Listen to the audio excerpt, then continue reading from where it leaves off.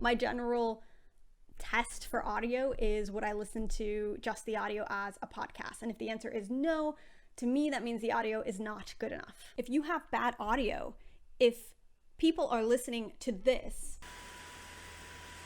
is my laptop mic, by the way, so thanks for that, Dell. They're gonna get fatigued. They may not even know why, but it's so distracting, it's tiring, and it's such an easy fix. So let's look at your options. Let's start with something that a lot of people have, which would be a hands-free headset. So the one that I'm gonna demo here is the Bose noise canceling earbuds. Here's the issue. These headphones are meant to work with a phone, and they do not play nice with my laptop. So all those times that I plugged these headphones into my laptop and thought I was using this mic when I was talking to people over Zoom, I was actually using my laptop's mic and these as the headphones. A workaround if you're pre-recording is to use your phone as a recording device. So let's hear how the audio quality is on that. It's actually a pretty good audio signal. Now, the issue is that because I can't record directly into my laptop, I'm gonna have to sync this audio recording with my video in post. So if you're looking for something easy, and if you're looking for something to do live, then this probably isn't the best option for you. Let's look at a couple other options, starting with headsets.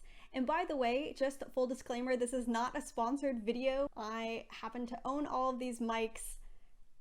I don't know how that happened. Back to the matter at hand, headsets. These are the SteelSeries Siberia 350. So it sounds super tinny, like I'm an airplane pilot or something. You can literally see this if you look at a distribution of the frequencies that it's capturing. So if I start to pull up the lower frequencies, the bass, then you can hear that it actually starts to sound a bit better. But you don't have time to do that in post.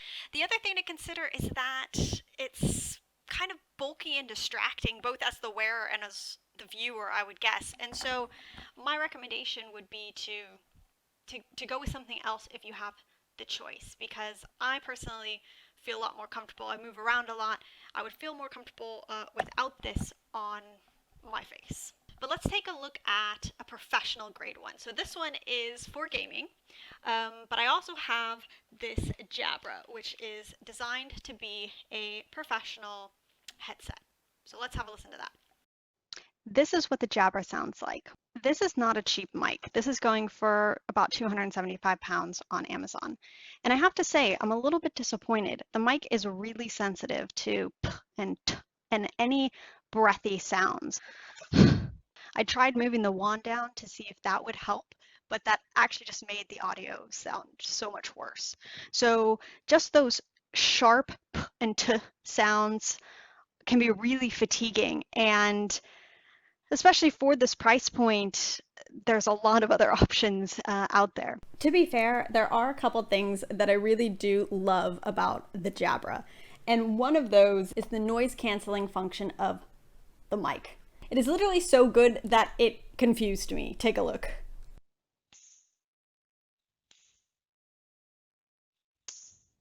Don't know what. Hello? So I was monitoring my sound on an external monitor, and I could tell that there was no spike in audio, so I couldn't figure out what was going on. But for the record, the sound should have been like this. That is how loud it was. So that gives you a sense for the noise canceling ability on the outside of the mic. The other thing that I like about the Jabra is that it has a really nice docking station. So it certainly has a couple features going for it, and it should for that price point. Listening to the audio again, I will say it sounded pretty good. It was just that little bit of interference with the p and the t, which you just don't hear that interference with this mic, which is a mic I'm gonna demo, don't worry. Let's see what your options are with a lavalier. 25 bucks. 23 pounds on Amazon. And I have to say, I'm pretty happy with the way this mic sounds. There's a little bit of interference if you just listen. I'll turn it up.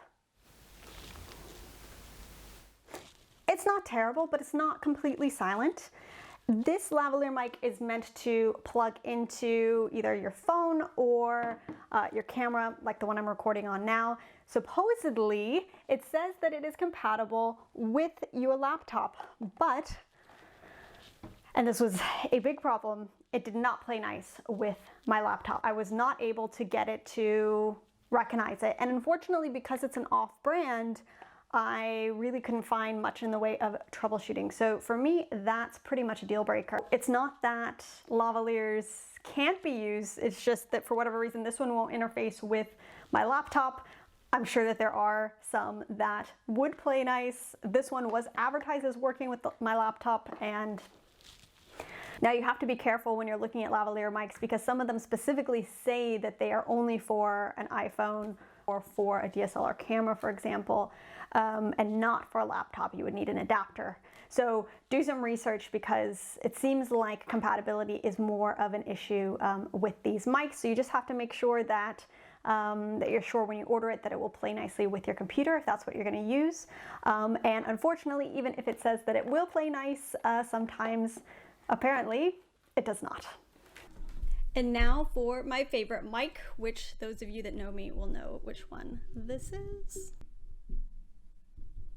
So it's actually not necessary for me to have it this close to my face, although I will say that it sounds the nicest when it's the closer it is. So a couple things that I love about this mic. So if you take a look at the frequency, it's really good at picking up the deeper, more bassy parts of my voice. It gives it a lot richer of a sound.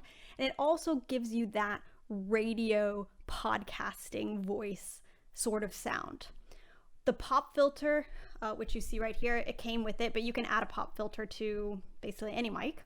But what the pop filter does is it takes down some of the harshness on the p and the t, which is nice. It's something that you could do in post, but seriously, who has time to deal with that? The mic also came with this arm so I can position it. You do have to be relatively close to the mic so you can hear that if I start getting further and further away, then the sound doesn't sound as good. You lose some of that bassy richness. Most of the time when I do the videos, I have it kind of hidden down here. You lose just a little bit because it's a tiny bit further from my face, but it still sounds awesome. It sounds better than all of the other mics. It has basically no interference. So listen.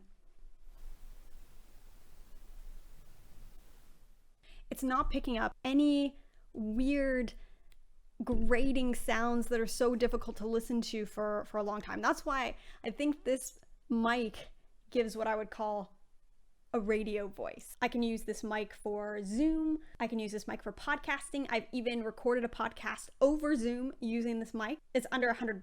It records in what's called a cardioid pattern, which means that it rejects sounds coming from behind it. So listen. Okay, so this is me talking to the mic at the back.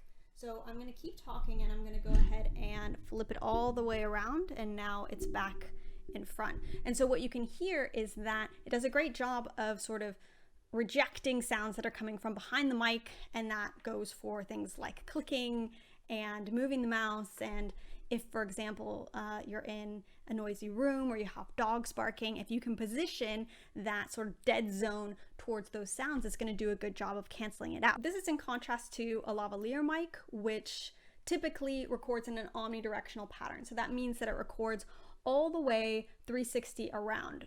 That means it's not so great at canceling out room noise. It means that you could get some interference from your shirt. Conclusions. First place, standalone USB condenser mic like this one. I'll recommend a couple below. I would actually recommend that you go with a name brand like Blue Yeti or Rode because it's going to be easier to troubleshoot if you run into problems, and I happen to know that those sound fantastic as well. I'll also link down for this UHURU that I'm using in case you are as obsessed with it as I am. Non-affiliate, I'm not making money off of this. My first ever YouTube video, so come on.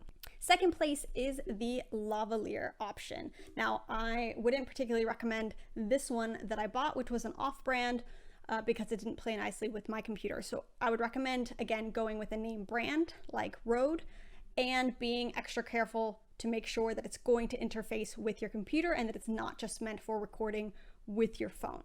last point on compatibility. There's a lot of different mics out there. They have a lot of different connections. Don't get one with an XLR connection. An XLR requires you to have an audio interface that acts as an intermediary between the mic and the computer. So that's another piece of equipment that you need to buy and master. And it's absolutely unnecessary for if you're using for Zoom and podcasting. Typically, it's the higher quality, more expensive mics that require that anyway. They require more power. They require that separate piece of equipment. So just make sure that you're not getting that unless you're really into audio and that's what you want. Then we can have a separate conversation about that. Okay, so let me know what you think, or if you're having audio problems. I can't promise that I can solve those, but I might have some ideas of what's going wrong. I have had plenty of audio issues, as you can see, with all of these different things.